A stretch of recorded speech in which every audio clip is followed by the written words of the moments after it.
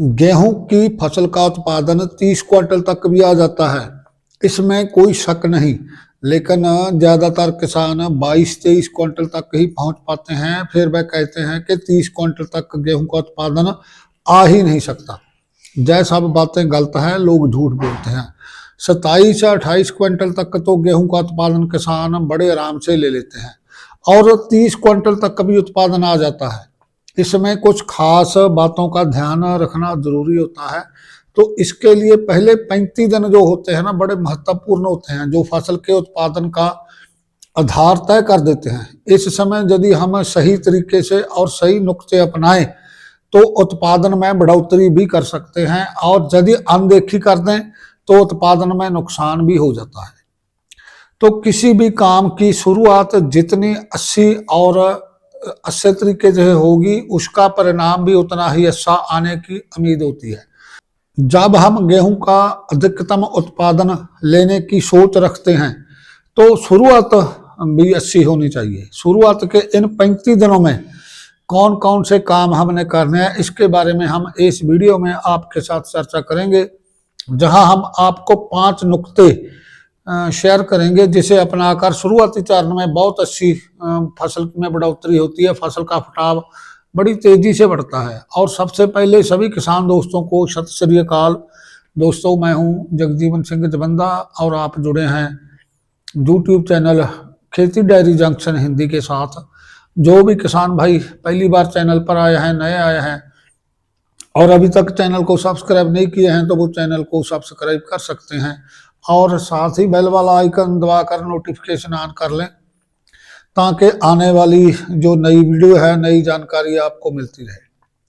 तो सबसे पहले क्या काम करना है? सबसे पहले जो जरूरी नुक्ता है, गेहूं को पानी लगाने से पहले हमें मैग्नीज सल्फेट का एक स्प्रे जरूर करना है। आजकल गेहूं और धान जो फसली चक्र है, इसमें गेहूं की फसल में मैग्नीज सल्फेट की बहुत कमी देखने को मिलती है।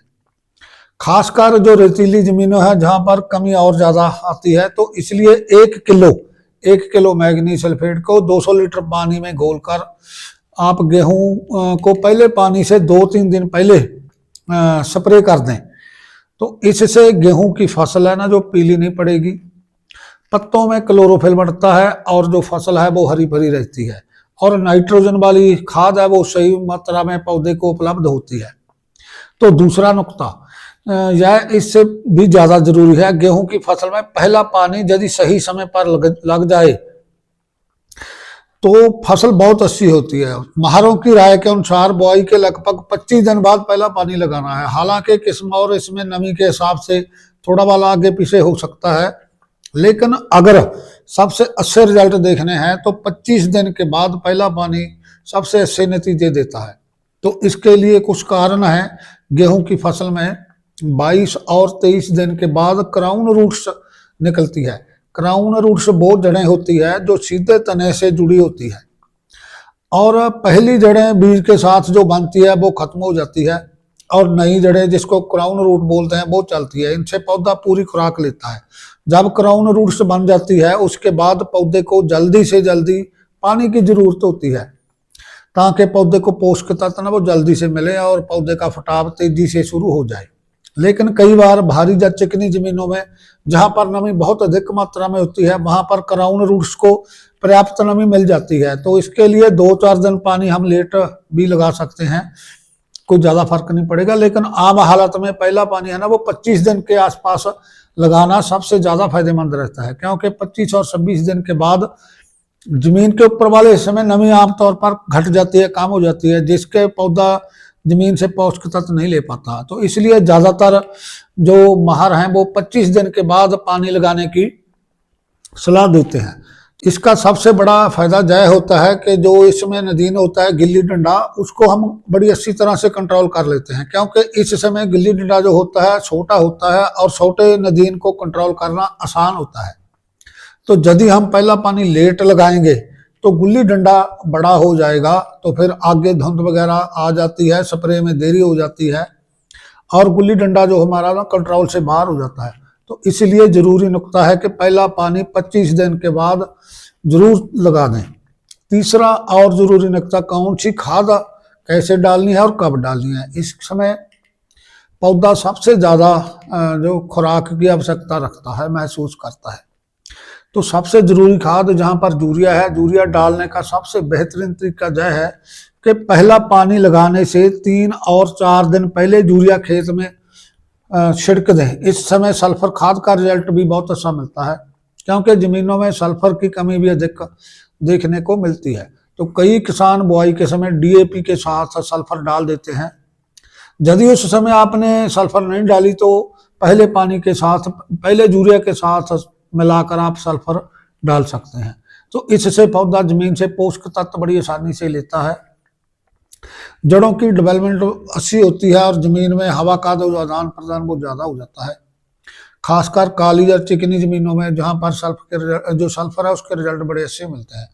यदि पाउडर वाला आप सल्फर डाल रहे हैं 90% वाला, तो आप 3 किलो प्रति एकड़ के हिसाब से डाल सकते हैं। यदि आप बेंटोनाइट जो सल्फर है उसको भी उपयोग कर सकते हैं, जिसकी मात्रा 8 और 10 किलो प्रति एकड़ लगती है।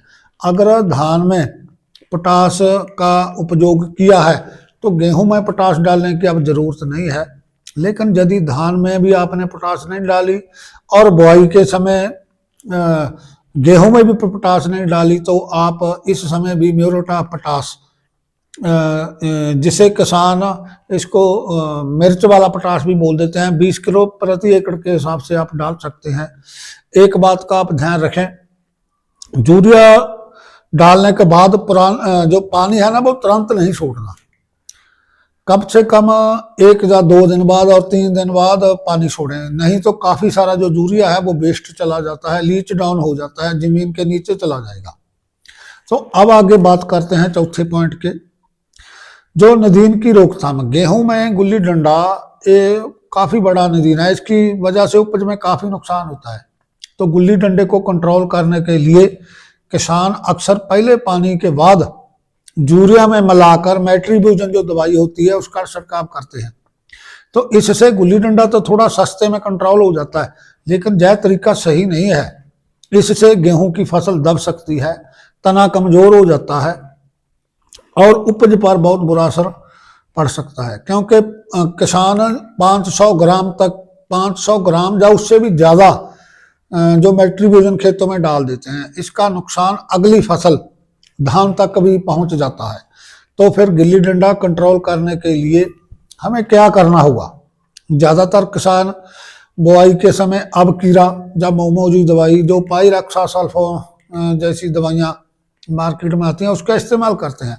तो इससे गुल्ली डंडा काफ़ी हद तक कंट्रोल हो जाता है।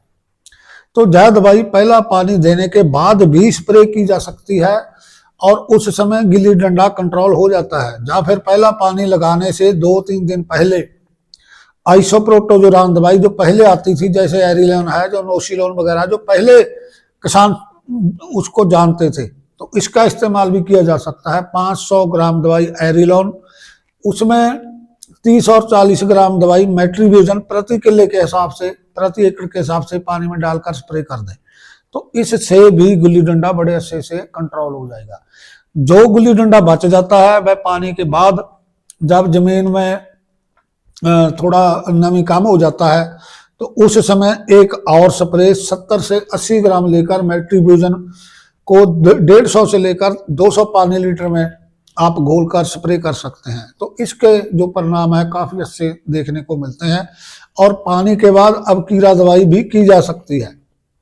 पानी जितना पहले लगा लेंगे, हल्का रखेंगे, जमीन उतनी जल्दी सूख जाएगी और गुल्ली डंडा उतना ही अच्छा कंट्रोल होगा। गिल्ली डंडे को कंट्रोल करने के लिए लगभग 2 स्प्रे तो अब करने ही पड़ते हैं। पहला स्प्रे पानी लगाने से पहले, दूसरा स्प्रे पानी लगाने के बाद बचा हुआ गुल्ली डंडा खत्म करने के लिए ठीक रहता है। एक बात जरूर याद रखें, 40 और 45 दिन के बाद मेट्रीब्यूजन जो दवाई है गेहूं पर स्प्रे ना करें, इससे उपज पर बुरा असर पड़ता है। लगभग 35 दिन में गिल्ली डंडे को कंट्रोल करने की आखिरी कोशिश हमें करनी चाहिए। 5वां और आखिरी जो पॉइंट है, इन सारी बातों को अगर सही समय पर हमने लागू कर लिया, यूरिया सही समय पर डाल दिया, गिल्ली डंडे की स्प्रे भी समय पर हो गई, तो 35 दिन के बाद गेहूं की फसल पर एक स्प्रे टिलरिंग के लिए करनी चाहिए। इसे तत्वों वाली स्प्रे भी किसान कहते हैं। तो इसके परिणाम बहुत बढ़िया मिलते हैं और अलग अलग प्रोडक्ट हमें डालने की जरूरत नहीं पड़ती। तो इससे अच्छा कोई भी बूस्टर नहीं मिलेगा। तो स्प्रे करने के 8-10 दिन पहले गेहूं रंग दिखाना शुरू कर देता है। तो इसके लिए हमें क्या करना है, 1 किलो मैग्नीज सल्फेट, तो आधा किलो 500 ग्राम जिंक सल्फेट 33% वाला। यदि 33% वाला आपको नहीं मिल रहा तो 700 ग्राम जिंक सल्फेट 21% वाला भी ले सकते हैं। और 1 किलो यूरिया, तो 500 ग्राम कली चूना, जिसको अनभुजा चूना हम बोल देते हैं, कली होती है। 500 ग्राम कली को आपने 10 लीटर पानी में रात भर पहले किसी मिट्टी के बर्तन में भिगो दें। सुबह 10 लीटर पानी उसका वो नितार कर अलग कर लें। उस नितारे हुए पानी में जिंक और मैग्नीज सल्फेट और यूरिया अलग अलग घोल बनाकर उसमें डाल लें। तो प्रति टंकी में 1 लीटर डाल दें, तो लगभग 150 लीटर पानी हमें चाहिए होगा। पानी कम नहीं होना चाहिए, थोड़ा ज़्यादा हो जाए तो कोई दिक्कत नहीं। तो इससे स्प्रे 35 दिन की गेहूं पर बहुत शानदार रिजल्ट मिलेंगे। अगर संभव हो तो ये स्प्रे 15 दिन बाद और रिपीट भी की जा सकती है। गेहूं बहुत बढ़िया तरीके से फटारा करता है। तो फटारे के लिए इससे अच्छा कोई प्रोडक्ट बाजार में आपको नहीं मिलेगा। तो अंतिम बात, इन 5 पॉइंटों को अगर आप सही तरीके से लागू करेंगे तो ऐसा कोई कारण नहीं कि गेहूं की उपज आपको पूरी ना मिले। अगर मौसम साथ दे तो 27-28 क्विंटल से लेकर 30 क्विंटल तक भी उपज आ सकती है। गल बस सही मैनेजमेंट और मेहनत की है। तो दोस्तों आज की वीडियो में इतना ही। अगर दोस्तों वीडियो अच्छी लगी हो तो लाइक जरूर करें और अपने दूसरे दोस्तों को साथ शेयर भी जरूर करें, ताकि ज़्यादा से ज़्यादा दोस्तों तक जो जानकारी है वो पहुंच सके। तो भाई धन्यवाद दोस्तों, नमस्कार दोस्तों।